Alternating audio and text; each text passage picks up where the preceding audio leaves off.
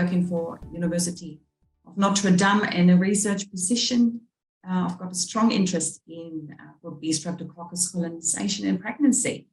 And I'm excited to present you our research. Let me begin with, I'll just go back. I would like to acknowledge my co-authors, Dr.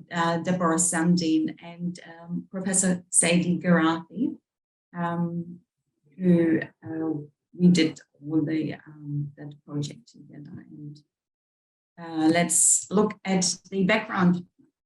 The background probably is very familiar to many of you, but I just do a little refresher. Group B streptococcus, normally we say GBS, is also known as Streptococcus agalactiae. And that's an encapsulated beta hemolytic gram-positive bacteria.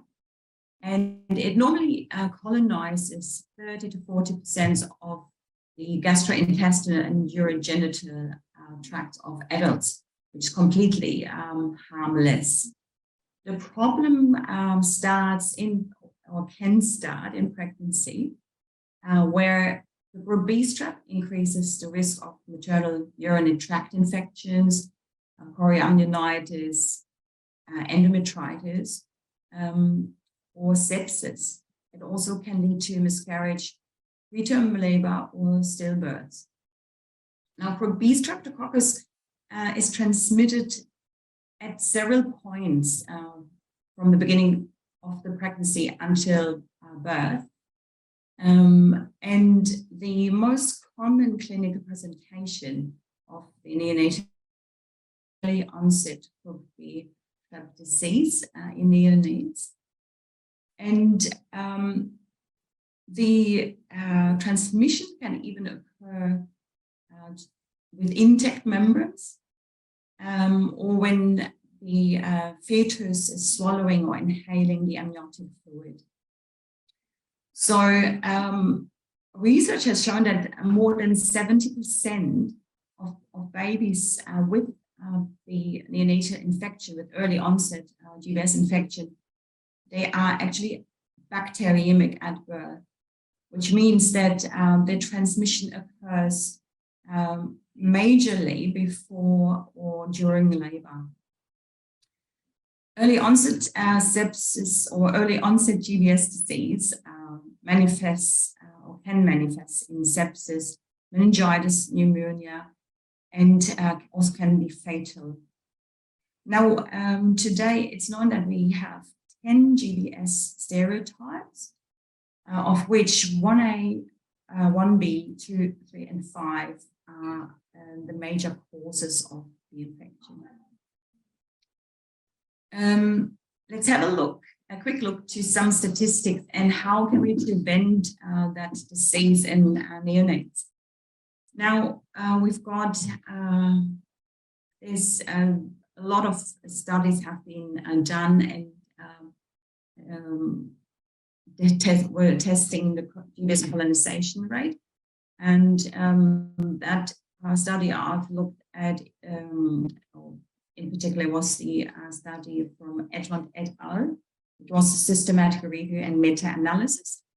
And they looked at 74 countries, and that includes high, middle, and some of the low income countries.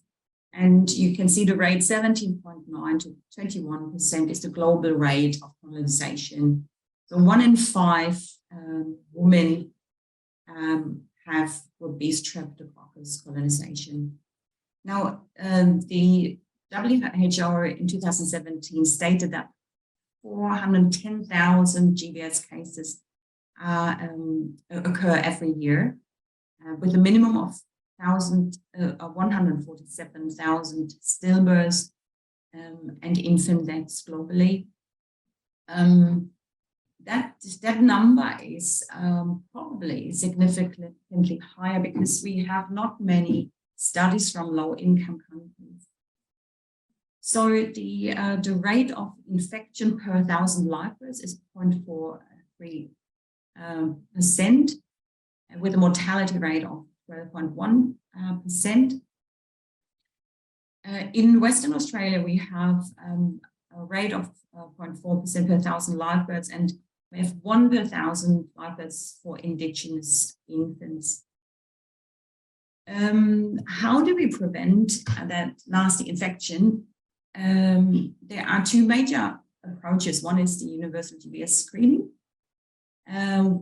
which we apply in Western Australia. That's our policy, and that means women get a rectovaginal swab done in their antenatal care between 35 and 37 weeks of pregnancy. And if they come back with a positive GBS test, then they get offered intrapartum antibiotics.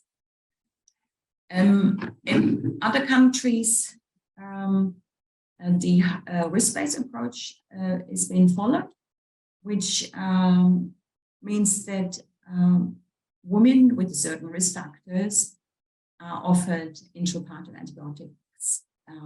Risk factors include prolonged rupture of membranes, more than 18 hours, or a previous infant with GBS disease, or pyrexia in labor, and also when there is GBS in the urine tested during pregnancy. That's all those risk factors when antibiotics or are given during labor. Now, Russell et al. Did a big systematic review and meta-analysis in 2017, and found that in set of antibiotic coverage, where the universal screening approach was used, only 0.3% of neonates had the early onset GBS disease, compared with 0.8% in settings with 50% coverage, where the risk-based approach was used. Yeah, so all over the world, different countries use different approaches, like either the universal screening or the risk-based approach. And some countries started using GBS PCR, which is a rapid point of care test. So women come in labor or with signs of labor, and they get the swab done, and normally the result comes back in an hour to see whether that woman has obese strep. Now, another method, or there are GBS vaccines on the horizon. In fact, there are talks about GBS vaccines since the 1970s, and as far as I know, currently there are phase 1 and 2 trials underway. So I would say watch the space in that regard. Now, to our research project, what we have done, and we could not find any study that looked at the colonization rate and the adherence rate to GBS screening in comparing between two cohorts, the midwifery-led and the non-midwifery-led model of care. And we had, so we looked at the colonization rates, the screening rates, including the intrapartum antibiotic prophylaxis adherence rates. Our research design was quantitative. We used secondary data analysis using the electronic health database. And we found, we included 22,417 pregnancy records. That included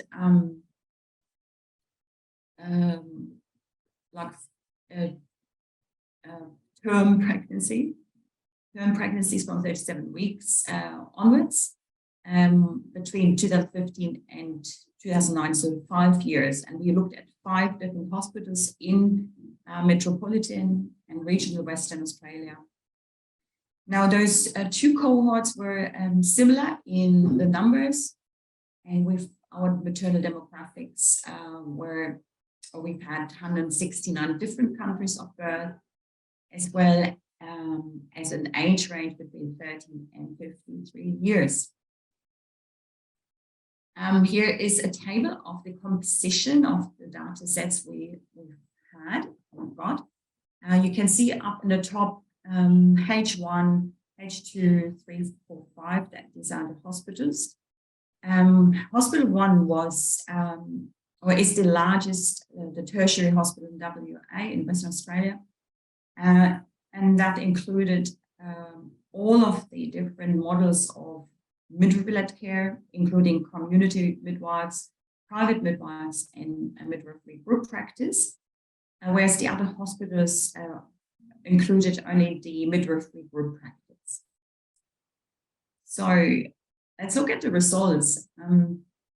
Firstly, the group B streptococcus colonization was similar to the global rate. The whole population was found to be colonized, or 21.7% were colonized. And between the two models of care, the midwifery-led and the non-midwifery-led model of care, you can't see much of a difference, so no significant difference there. Now, when we come to the adherence to the GBS screening, you can see quite a significant difference between those two cohorts. We have an adherence rate to the screening in the non-midwifery-led model of care of 90.49% compared to 68.76% in the midwifery-led model of care. So quite a difference there, and the overall adherence rate is 80.29%. Interestingly, when we looked at the different hospitals, and here you see only the midwifery group practice groups, there is such a variety of, there's such a different rate going on with the hospital 1, 57.28%, and with the highest in hospital 4, 96.19%. So in all these midwifery-led groups, we see different rates in each hospital. Now that is a view about amongst the subgroup of the midwifery-led group. We have midwifery group practice, community midwives, and private midwives. And here is the highest rate of 57.3 amongst midwifery groups. Community midwives are just under the half mark, 48.5%, and the private midwives have the lowest rate of 44.05%. Now, we also looked at trend over the 5 years, and that data is largely based on the Hospital 1 data. So the yellow line states about, talks about the result of not being tested, so all women who haven't had a test done. You can see that upward trend. 2015, it was only 21.3%, and 2019, 36.34% of women did not have the test done. And now we look at the non-midwifery-led model of care. The trend over the 5 years looks quite different. We have, again, the yellow line, not tested, is quite stable between 8.85% and 9.52%. Now let's have a look at the adherence to the intrapartum antibiotic prophylaxis. So all women with group B streptococcus colonization had an indication to get the antibiotics administered. And we have here the first part, the midwifery-led model of care. And in that model of care, 65.51% were given the antibiotics. And 35.49% did not receive it. Compared to the women in the non-midwifery-led model of care, you can see of all the women who needed it, 78.62% were administered the antibiotics and 21.38% were not.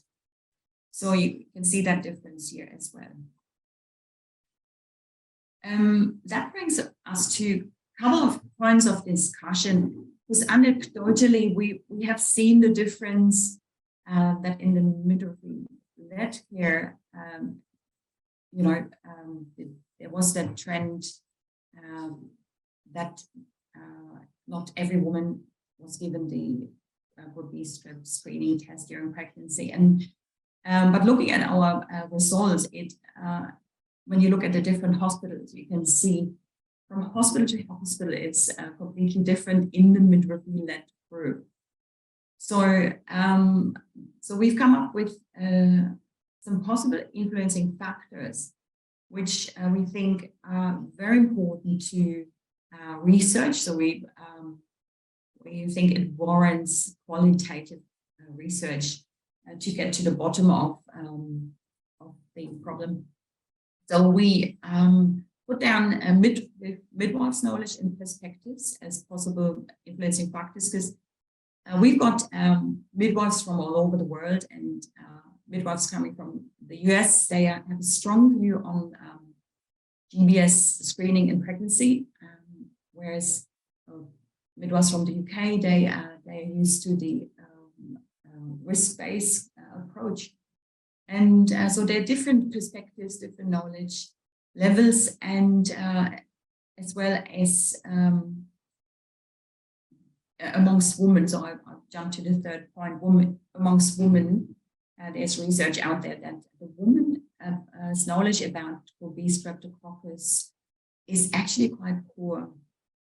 And we hear a lot of concern. There's some concern about medicalization of birth, which can be an influencing factor for women not to undergo the screening test for GBS, as well as educational strategies in antenatal care.